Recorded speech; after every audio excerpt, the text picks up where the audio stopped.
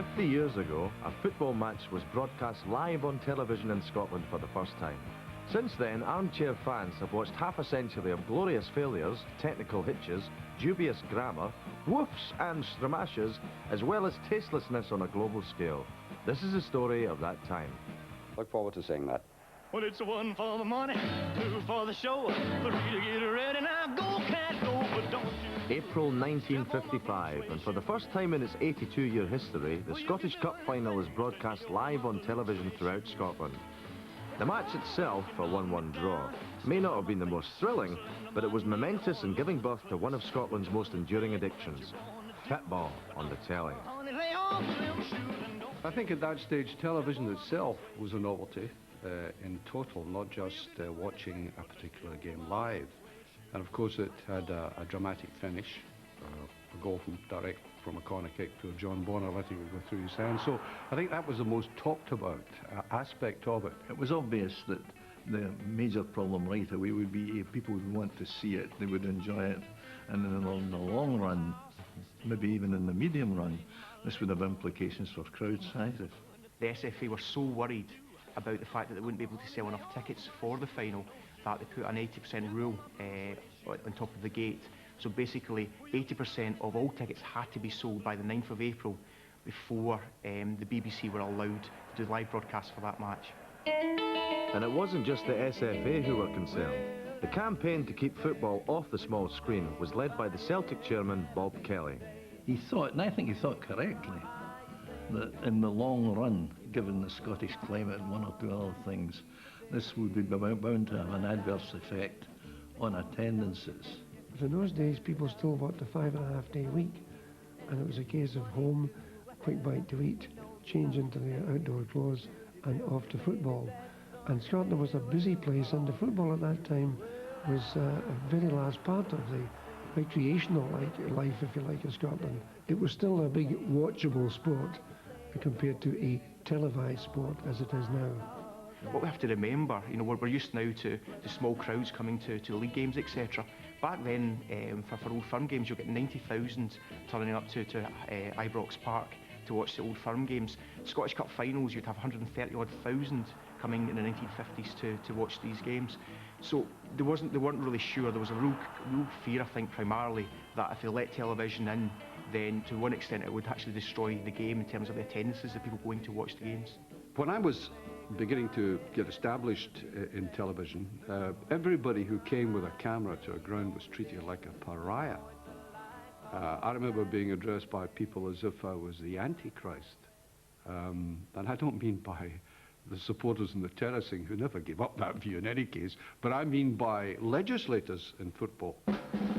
By 1957, television was extending its reach further into Scottish life. The country now had its own dedicated news broadcasts, even if the subject matter wasn't always the most dynamic. Here in the studio is the winning bird with the owners, Jack and Eddie Gilmer of Echo Feckham. The BBC's coverage of football was to make the headlines for all the wrong reasons in October of 1957. Celtic defeated Rangers 7-1 in the League Cup final, but the entire second half, and 6 of the goals, went missing after a cameraman forgot to take the lens cap off. But despite the early teething problems, television continued to grow. By the mid-60s, TV coverage had reached 97% of the Scottish population, and football fans enjoyed a diet of regular highlights and results programmes, even if live games were still a rare event. When television was first invented and was available in Scotland, football was already the opera of the masses. It was the preferred kind of sport of working class people in Scotland. As for poor old St Mirren, well, you know, I think they have only 2 consolations. Firstly, that Clooney is still one of the best centre-halves in the business, and secondly, that Dick Beattie's slimming pills seem to be very effective indeed. And of course, there had been many years of radio commentary of games, so people were used to the fact that they would get the results and they would hear match commentary, but only via the radio. And to begin with, when television first arrived, it was actually only 1 in about 20 people that had TV. So then you had these kind of really curious little kind of community meetings where someone would have a telly and people would just pile into their house and they would all be watching big games. Probably the biggest memory, and I don't know exactly where it came from, but it was the 1970 World Cup. And it was the World Cup final, and why I can remember it in glorious colour, I don't know, because I think most of us had black and white TVs at the time. But I must have seen it in colour at the time because it had a phenomenal effect on me. And the excitement of that, and it was, you know, gold that the Brazilians were wearing, the fact that the good guys won on the day and won it with pure football. I think that, as much as watching the great players that I was watching here in Scotland grow up, that made me want to be a footballer. It was a sign, I think, of me getting older, was that on a Sunday afternoon when I was much younger, I used to be impatient for Scottish Sport to finish because I wanted to see Glenn Michael's cavalcade. And then when I got a bit older, I think they swapped the order of the programmes around from time to time, and it used to be the opposite. I was dying for the cartoons to finish so I could see the football.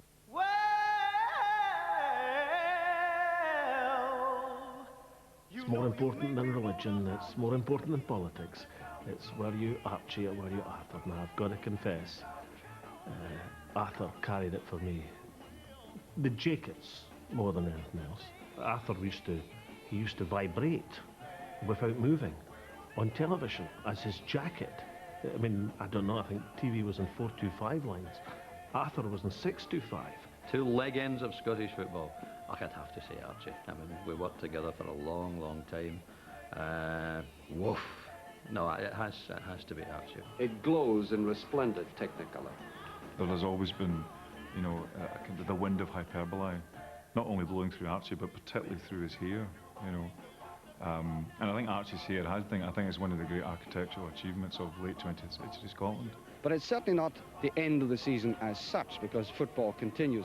What I remember most about Archie Macpherson was actually his hair. It reminded me of Weetabix, right? It was one of those things that, and that was the breakfast of choice for working class Scotland at the time, you know. And you kind of thought that what had actually happened is they'd arranged 3 bits of Weetabix on top of his head, and he was there with this kind of bizarre sort of sweepy haircut, and saying the most amazing things. The town of Motherwell in Scotland is a very progressive place with all sorts of new buildings going up.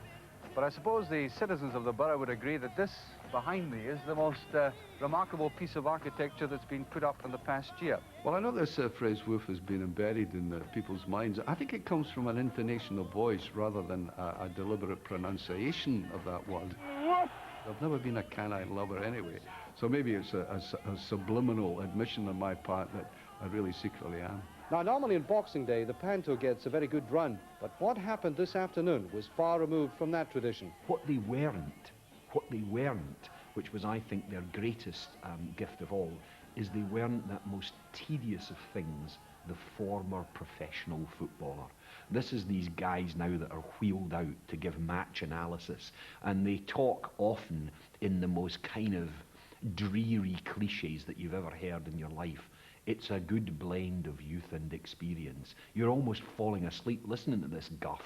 And at least with Archie Macpherson and with Arthur Montford, there was a sense of personality, of opinion, and more than that, of emotional attachment to the game.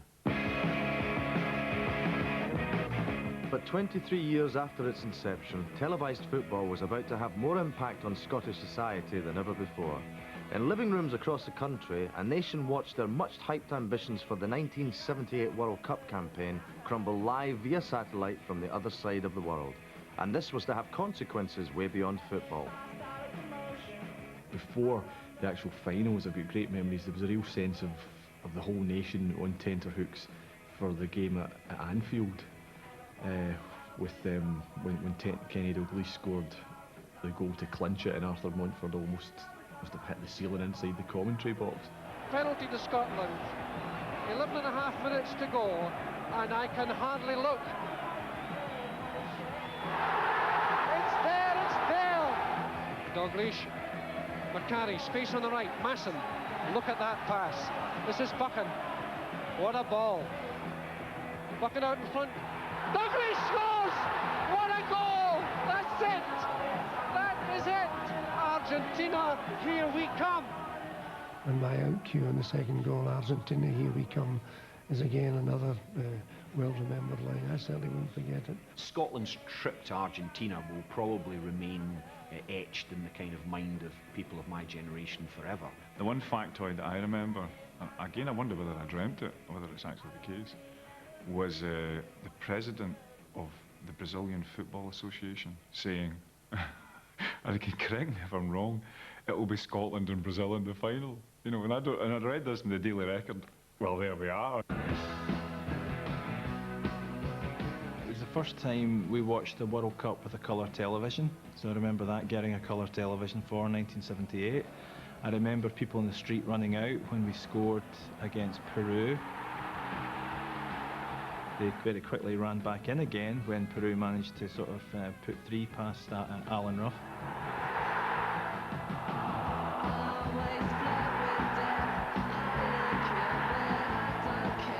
In some ways, the 1-1 game was worse than the first game against Peru, because actually the first game of Peru they should actually have won. You know, Don Mason missed the famous penalty and things. They were actually playing quite well, but the confidence had just evaporated by the time they got to the game against Iran, and it was a desperate game. Here's a Hartford. Jordan trying to go in for that. Oh, there's a hand. There's a hand, and it's the goal. Oh, that's in, it's the goal. It's the equaliser. It was come across from all that distance over there, from South America. I think we felt the pain of everyone that was in that stadium. OK, so we'd lost 7-0 to Uruguay in the 1954 World Cup, but no one saw that live on the telly. This shared TV experience had become a nightmare. The whole traumatic experience was to come to an end with one of the most celebrated but ultimately meaningless Scottish victories of all time. And he does it. 1-0 to Holland. There's Joe Jordan going for the touches inside the police. Must score, yes! Archie Gamble to take this. It means so much to Scotland. He really must put it away. And he does! Archie Gamble at the back. Good play by Gamble. Great play by Gamble. Can he do it? He's done it! Oh, great goal! Oh, superb! 3-1. There's Brett going in and he hits space there. He might let rip. When he does, it is a brilliant goal. Everyone had all been built up. We all know all about that, and we all know how it's affected the nation. It all affected us all personally. I did think we had a great team at the time, and I was hopeful. I didn't for a moment think that we were going to win the World Cup, but we really did think that Scotland would show well. And I think, even looking back to this day, I think there was a lot of bad luck involved. 2, 4, 6, 8, it's never too late. Me and my radio drinking on through. It's one of the most significant moments in my life to be part of that whole experience, where, you know, a nation, not only a nation's sporting tastes but its political ambitions were seen to be resting on this particular campaign. I think when you don't have other institutions as a country, as a nation, then the institutions you do have become hugely important. Sometimes too important. We shouldn't forget there was quite a kind of momentum within Scotland about self-governance, self-rule, devolution, independence. All of these things were in the air as part of the political colour of Scotland. And for Scotland to have gone through such a humiliating experience in Argentina, I think probably impacted nationally in the culture. I think there's a real sense of deflation, of disappointment, of letdown, of betrayal, if you like, and all of those things filtered into the culture. Now, I don't think that necessarily there's a direct mechanistic relationship between Scotland losing a football match and people going into a ballot box and voting one way or another in a referendum, but we can't lose sight of the fact that within a year, Scotland's referendum and self-governance had gone wrong as well. A lot of people in the SNP, when that connection used to be made, used to dismiss it and think, oh, that's ridiculous, you know, politics, it's governed by much broader arguments and forces, and I wouldn't rule it out entirely. I mean, Scottish self-confidence can be a tender flower. I'm not a subscriber to what they call the Masson theory about he scores the penalty. You know, we do really well in Argentina and we all vote for the devolution in 1979, but I do think it changed our perception of ourselves in football terms. I think that was when we stopped dreaming that we could really do something at a tournament. If Scotland won the World Cup in '78, then I think Scotland would have been independent in 1979. And instead of having Margaret Thatcher, we could have been celebrating our 26th year of independence. Argentina had so much rich meaning for us as a nation. It's not something that can simply be dismissed purely as a game of football. It was something bigger than that, and something actually more to some extent, anti-heroic than that. If Argentina left its emotional scars, then the 80s were to bring their fair share of lighter moments. And who said that the 70s was the decade that taste forgot? It's always been my ambition to take a penalty kick at Hampden on Cup Final Day, and to do it in the company of these lovely ladies from Legs & Co is something else.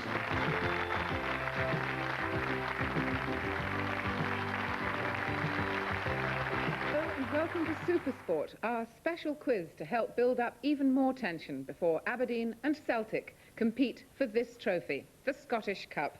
I'm not wearing black shorts tonight, but I can be a tough referee. Welcome to Cup Final, Top of the Pops. You have chosen our first piece of music. What's it going to be? It's the Atomic by Blondie. I'll choose Boogie Wonderland, Earth, Wind and Fire. Bar Reduction, January, February. It was a less sophisticated time in terms of certainly sports broadcasting. And there were fewer games on TV. I remember quite clearly, it's not that long ago, when there's a live game on the telly. Get the boys round, get the beers in, it was a big occasion.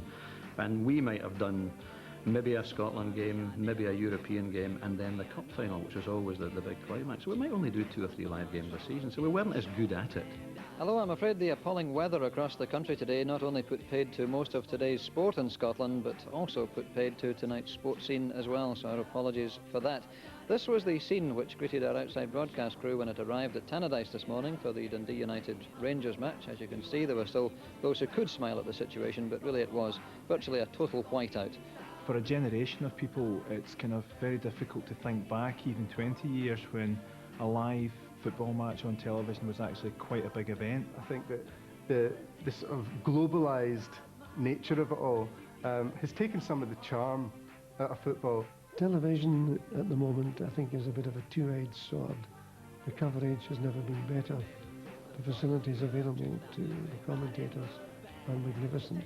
But the other side of the two-edged sword is that it's affecting the game in Scotland.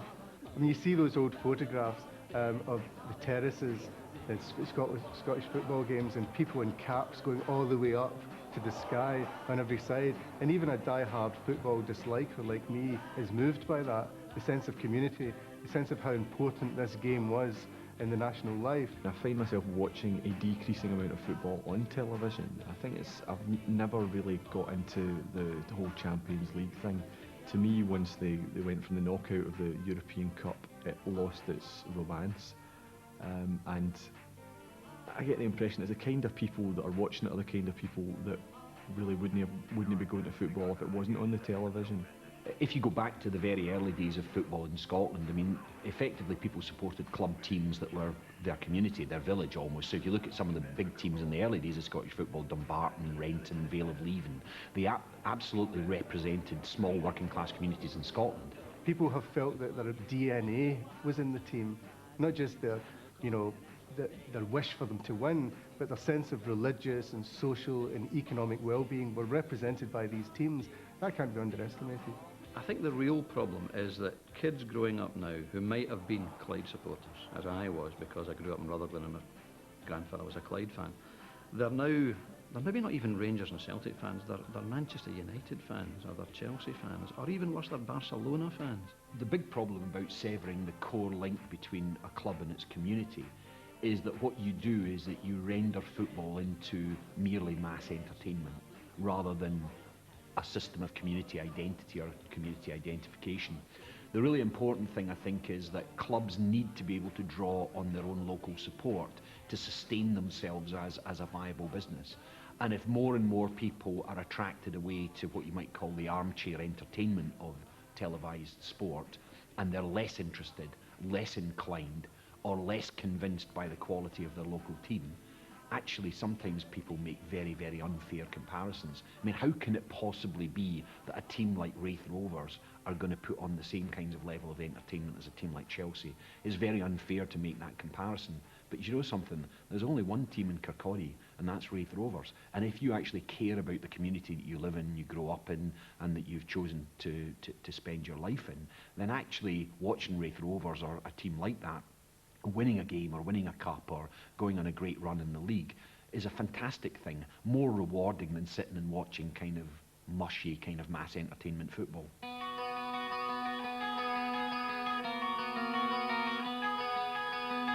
maybe the greatest cup final in recent years, certainly that I've been involved in, Motherwell and United from '91, which had everything. Craig Patterson getting up well. There's the header and a goal for Motherwell. But there's a chance for Angus. Bowman's cross, the chance is on. Here comes Maxwell. Jackson has scored. And including the extra time winner when the late great Davy Coop took the corner, and Alan Mains impeded, and Stevie Cut nips in at the back post, super sub and heads the winner, 4-3. Motherwell win it for the first time since 52, was it? It was just a classic final, the family final. Jim McLean at Dundee United, Tommy at Motherwell. Everything about it was just perfect. It was a great game and a great game.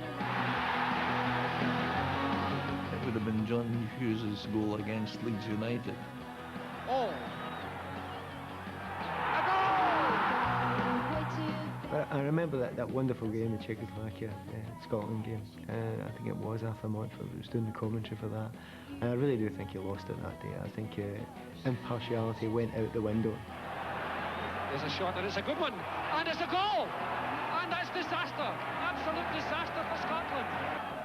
Over it comes. Holton's there and it's there! Holton scores! That's the one. Beautiful goal. Still dangerous. Morgan feeding it across. Jordan. It's there! Jordan scores! Magnificent Scotland. Magnificent. Allows it to clear. Come on now, Dennis. Come on, Dennis. Referee looking at his watch. And that's it! That is it! Congratulations, Scotland. Well done, boys. I used to have to admit sometimes that I did wear a tartan scarf under my anorak when I was doing a commentary involving Scotland. My favourite clip from the Scottish national team is obviously Archie Gemmell's goal against Holland in 1978. A goal of geometric cheekiness beyond belief, and also looking like a classic misshapen Scot at the same time. I always remember the 1986 World Cup, Scotland's game against West Germany. It was a game we maybe didn't expect to do too well, and when Gordon Strachan scored that goal, I think the whole country must have erupted. I certainly did in my family home, and just it's quite funny even to look back today and seeing Gordon thinking about jumping over the hoardings and getting up to it and realising how big the hoardings were.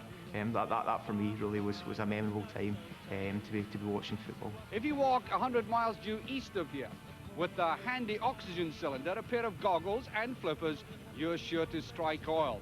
Well, I long remember Dens Park in the spring of 1983 when Dundee United, against all the odds, won the league championship. Milne might just get the chip, and he does. He's scored! Oh, what a great goal! Bannon against Kelly. He saved it. That's it, though. That's it, the finish. United have done it for the first time in their history. It is a man. Is he going to smile? Come on, Jim, give us a smile. He's done it. But the one that kind of makes me smile the most is actually Alex Cameron, the football commentator. And it's actually in the run-up to Argentina, and he's commentating this excited kind of way in front, I think, of the Scotland team bus. And then he's bucked by a horse. I think the horse's name was Adjutant or something like that. But here's this horse that appears kind of as if from nowhere and just kind of horses him out of the way and throws him off screen. That would definitely be one of my favourite horse moments. The other one, of course, is the early 80s cup final between Celtic and Rangers, when the mass-charged cavalry of Genghis Khan's army are on the pitch. Here they are, the Strathclyde Pole is trying to pretend that they're at the military tattoo in Edinburgh. And this is now like a scene out of Apocalypse Now. It's quite incredible, and of course the sectarian hordes being separated by these brave horses. At the end of the day, let's not kid ourselves. These supporters hate each other. That is the best performance by a horse I've ever seen at Hampden since Jim Holton. I know that football and nostalgia go well hand in hand. So sit back and enjoy some memories with us. I feel good. That's Puskas. And another one. There's always tenor when he moves. And it's 7-2. Oh, my goodness. The touch of Arthur. Tibos is ahead. Tibos going in and goal. He loves the ball. It's a goal. It's a goal. There he goes. It's a good win. It's a goal. A goal by McNeil. a great goal! He's done it! Here's Willie Johnston with a chance, and it's a goal! It's a goal by Johnston, right out of the blue. Rangers 3 up. Jordan, and it's a goal! Let's go Jordan, and the keeper says no! What a miss! Oh, Billy Bremner! And it turned out like this. Getting ready to erupt if this comes off for Scotland. It's not a bad one, it's a goal! To Dalglish, what a chance, Dalglish again! It's in! It's the second one for Scotland! Look at that! I hope that's made of English oak, or else the crossbar's going to go. Looks to me as if the net is going back to Glasgow. One hopes they don't get... Oh, the crossbar's gone. Bucking out in front. Dalglish scores! What a goal! That's it! That is it! Argentina, here we come! And that's it! Aberdeen have definitely won the championship. Can you blame the man for going out of his mind temporarily? Here it goes. That's it! 1-0 for Scotland by Simpson. And there's a floating equaliser by Alec McLeish. Well, there's a great goal, a brilliant goal! Dave Neary, 1-0 for Scotland. Just being edged out, and here it is. Oh dear, what a blunder. I think this will finish us off. It does. 2-1. Unbelievable. Hewitt waiting in the middle. Yeah, and that is a magnificent goal for Aberdeen. As Willie Miller holds aloft the European Cup Winners' Cup. Triple Willie off, there's Kenny Dalglish making the angle for the shot. Dalglish makes it 3-1. Great run by Ferguson here, can he put it away?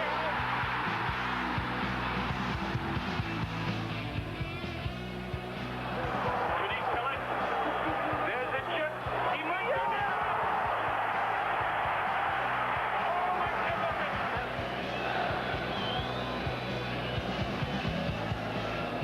Find that opening. Oh, that's it. Ray Columbus have won the Coca-Cola Cup.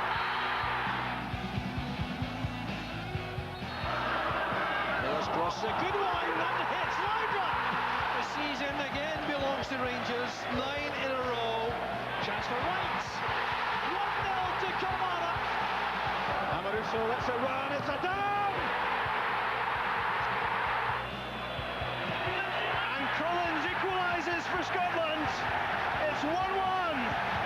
Through goal for Marco Ferreira. Rob Douglas makes the save. Here's Derley with the chance. And is that the goal which deprives Celtic of the UEFA Cup? Barton can try again. What an exchange with Darren Fletcher! James McFadden for Scotland! Archie Gemmill at the back.